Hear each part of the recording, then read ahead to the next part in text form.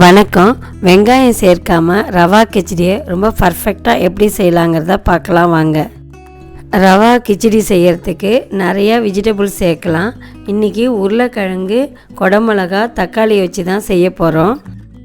குடமிளகாவை எப்படி நறுக்கிறோமோ அதே மாதிரி தக்காளியும் உருளைக்கிழங்கையும் நறுக்கிக்கணும்.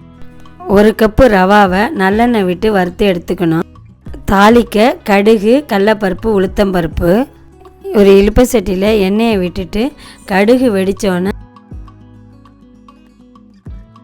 கட் பண்ணி வச்சுருந்த பச்சை மிளகா, உருளைக்கிழங்கு, அப்புறம் குடமிளகா போட்டு எல்லாம் ஒரு வதக்கிட்டு அதில் 1/2 டீஸ்பூன் மஞ்சள் பொடி, 1/2 டீஸ்பூன் காரப்பொடி போடணும்.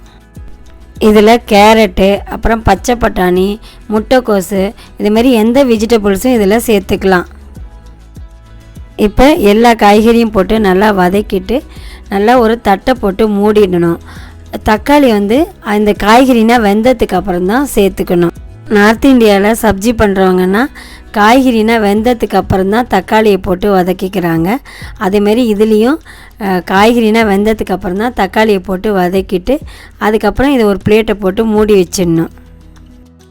கசின் ரவா கிச்சடி பண்ணினா ரொம்ப டேஸ்ட்டாக நல்லா அருமையாக பண்ணுவாங்க. அவங்க தான் இந்த கிச்சடி செஞ்சு காமிக்கிறாங்க. இப்போ காய்கறினா வெந்துடுச்சு. அதுக்கு தகுந்த உப்பை போட்டுட்டு திருப்பி ஒரு பிளேட்டை போட்டு மூடி வச்சிடணும். வெஜிடபிள்ஸையும் நல்லா நீல வாக்கில் மெல்லிஸாக நறுக்கியிருக்காங்க.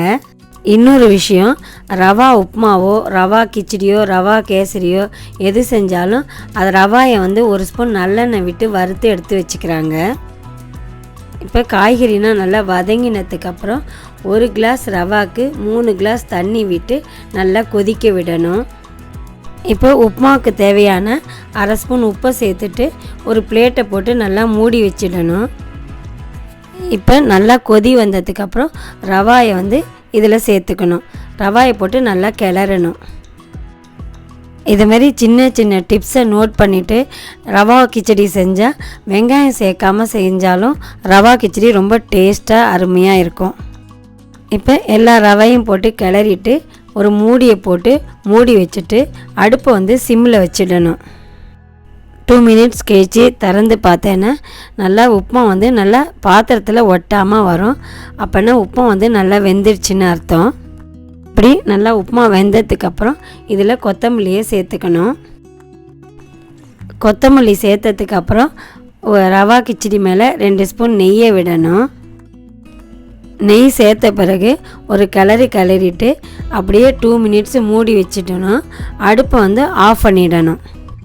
சர்வ் பண்ணுறப்ப ஒரு கப்பில் ரவா கிச்சடியை போட்டுட்டு அது மேலே 1 ஸ்பூன் நெய்யை விட்டு சாப்பிட்டா இன்னும் டேஸ்ட்டாக இருக்கும். நீங்களும் விரத நாளில் இதேமாரி ரவா கிச்சடியை செஞ்சு டேஸ்ட் பண்ணிவிட்டு சொல்லுங்கள்.